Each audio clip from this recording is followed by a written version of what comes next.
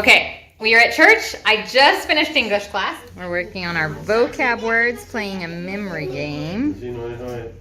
A memory game to work on vocab. We've got bedroom words, bathroom words. Nope. I got both my girls right here. And we are getting ready to have some lunch. We got soup for lunch. And my husband just left with 4 other church members to go pick up our shoe boxes. I'm so excited. I had to move Samantha down to the Florida color because I didn't want you to fall off the table. Okay. This year it's a little different though. The last time we did Operation Christmas Child shoe boxes, we requested how many boxes we wanted for each gender and age group. This year, it's different. This year, all of the boxes came in with a QR code, and they took all the churches that applied, and they literally divvied them up. I'm trying to think of how to explain this, and it's not easy. From what we understand, the container came in with all the boxes registered, and they then took the number of boxes and just divvied them up between the churches that applied. So for instance, if they had 100 boys 10 to 14 boxes and 5 churches applied, then they gave 25 to each of those churches. They literally just divided up what they had. So this year we're not allowed to request how many we want of each gender and age. This year literally they took what they had and divided it among the churches that applied, taking into account also how many boxes the church got. So we get 210 boxes, but we don't yet know until today what age and what gender those boxes are going to be. I'm a little nervous. I don't know how then we can plan for inviting kids to our events. We're going to figure it out, but it just adds one extra challenge that we didn't expect. So we're going to see, they just went to go get the boxes, and we're going to see when they arrive how many we get of each age and gender, because we don't know. We're not allowed to request them this year. This year we just get whatever they divvy up to us, which is totally fine. It just means that we have to adapt how we invite kids. So we'll see what happens when they get here, count them up, and see how many of each box we got. Another update, we went this morning and talked to the president, or no, the administrator? I don't know. The person that's in charge of renting out the community space at a local apartment complex. And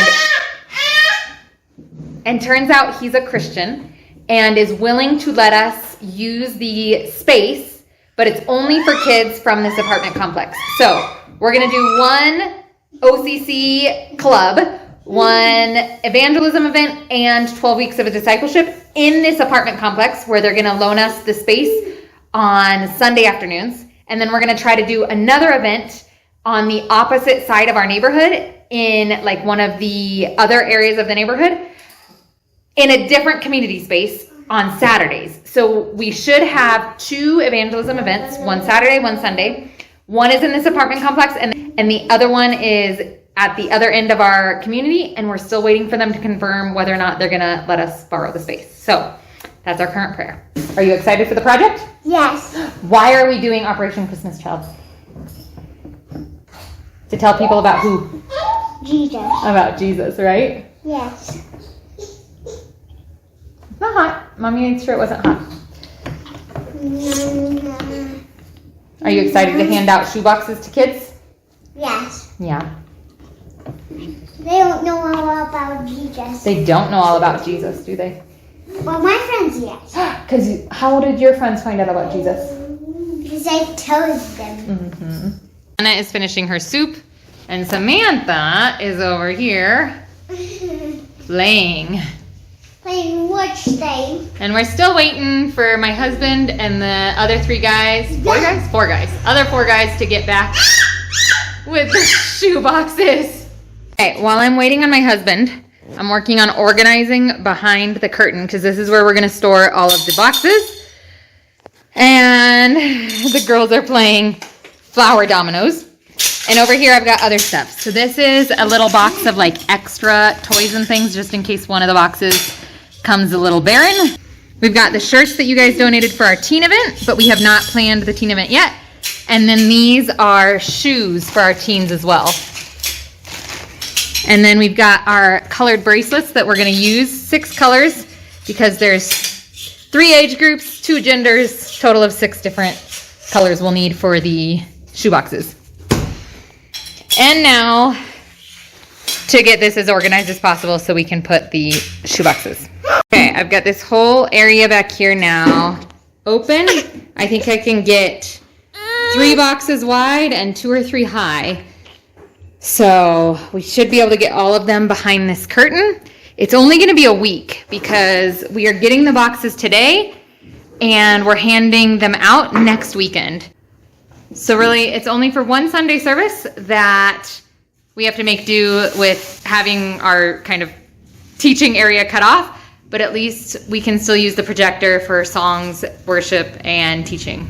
And my lunch is an amazing egg arepa that one of my English students brought me. So this is what I get for lunch. Oh, I'm excited. We're still waiting on Andres to get back with the boys and with the boxes, but we just got a call from him and he actually, again, things have changed so much. This time he had to sign stating that he received the shoe boxes, which we've never had to sign in the past. And they gave him a list of what shoe boxes we got. And instead of 210, they gave us 200 boxes, which is still a ton of boxes. And we are excited to see how God uses them to share the gospel with 200 kids. But here's the ages we got. We got 24 boys 2 to 4, 46 shoe boxes for boys 5 to 9, 29 shoe boxes for boys 10 to 14, 25 shoe boxes for girls 2 to 4, 41 shoe boxes for girls 5 to 9, 35 shoe boxes for girls 10 to 14. It's interesting, we've got 24 little boys and 24 little girls, and honestly, we only have 5 or 10 kids. So their recommendation, therefore, was do the best you can with the shoe boxes you have, give them as close to the age as you can, but they understand, like they are fully aware, because we couldn't request boxes.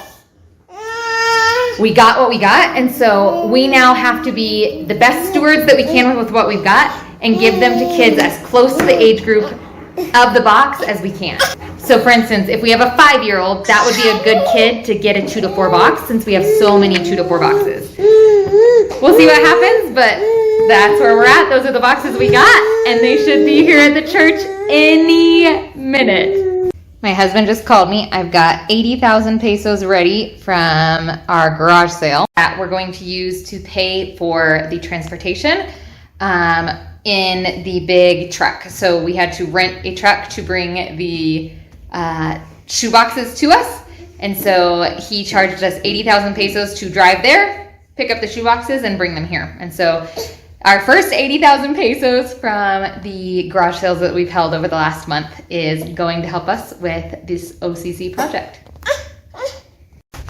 They're here. The shoe boxes have arrived.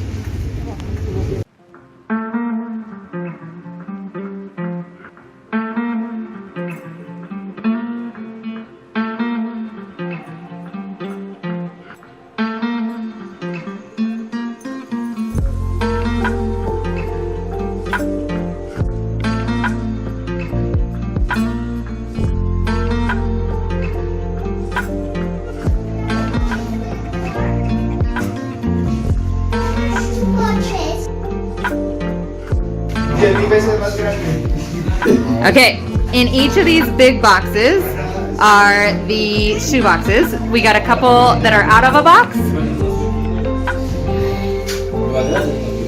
Okay, these are the Great Adventure or the Greatest Journey discipleship books. These are the Bibles, the New Testament Bibles. So we got 3 boxes of Bibles. Looks like we have 3 boxes of the Greatest Journey. And then down here, I think this is the greatest gift that we give out the day of the evangelism event. And then all the big boxes have shoe boxes in them. We'll have to organize them before our first event. All right, we got the boxes. And it was kind of what we thought. Logistics-wise, it's just easier for them to see how many boxes they have and kind of divide them evenly among the churches that have applied. That way they don't get a bunch of leftover 2 to 4-year-old boxes at the end, or one church that doesn't get any 2 to 4-year-old boxes because another church needed all of them. And so really the purpose of them divvying them up how they did is a logistics deal. It just made logistics easier. It makes sure that they give out all the boxes. And then it's on our end to try our very hardest to make sure that the boxes get into the hands of kids as close to the ages as they are supposed to be for. So this is where we're at. And tomorrow we are meeting with our team to start planning we're going to do at least 2 evangelism events, if not 3, depending on how many kids show up to each one. So we're going to start by planning 2, but depending on how many boxes we have left over, we might plan a 3rd. So stay with us. Don't forget to subscribe so that you see those events that are coming up. And we will keep you guys posted as we go. And tomorrow you'll get to see a little snippet of our team meeting. We've also got lunch for those that helped us unpack and bring in the boxes.